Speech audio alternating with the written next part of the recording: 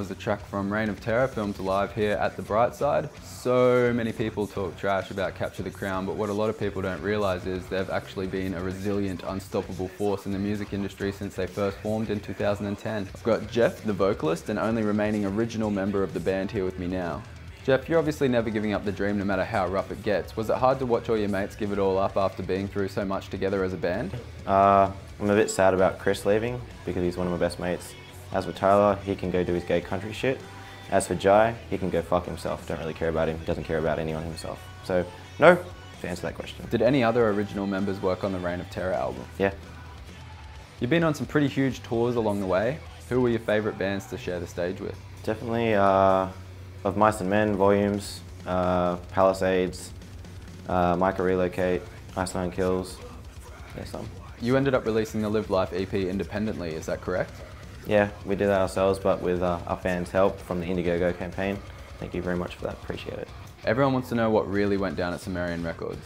Well, without saying the whole story, I guess we didn't see eye to eye and basically just thought it'd be better going our separate ways and doing our own things. So, yeah, no beef, love those guys. How did you go about finding new members?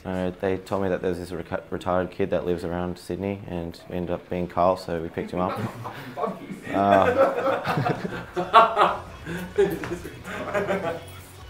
Yeah, now let's continue this. And then I guess we picked up Mitch from Pennsylvania, and then we got Joe from Hunt the Haunted. Very lucky how we ran into all those guys. It's really cool that they're in the band now. Like, everyone's just real good friends and just a bunch of mates and not a bunch of people that want to be famous in the band and not care about other people. So it's good now. And that's the rest of the band you could hear laughing in the background before. I've got a few questions for them as well. Who's the youngest in the band? I'm the youngest in the band, at 21 years of age. Me. Definitely myself. I'm 31. 41. Don't listen to what anyone else said. I am actually the youngest. I'm 20. They're all liars. Mitch is the youngest. Definitely shows by the way he acts. He's funny as crap though. He's definitely one of my favourite members. Don't tell anyone else, but I love him. But he's a bit of a child. What have been the highlights of the tour so far?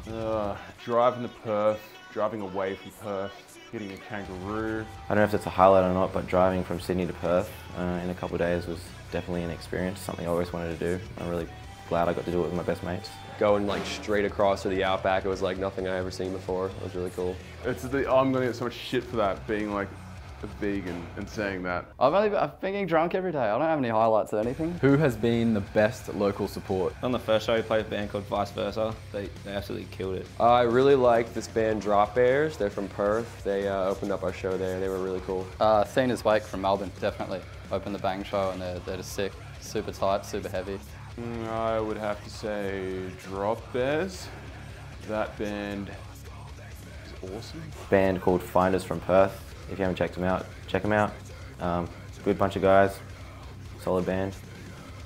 James is our boy. What are you guys doing after the Australian tour? We're going to be heading back to the United States. We have a run there with Alisana, The Browning, Conquer Divide, and The Funeral Portrait. Really looking forward to that. And then right when we're done that, we're headed to Japan to support Attila and Breathe Carolina at the Scream Out Festival. And we got some more things that we're going to announce coming up after that as well. Well, thanks for the interview, and I hope to see Capture the Crown touring Australia again soon. And you guys keep supporting them because they're not stopping for anything.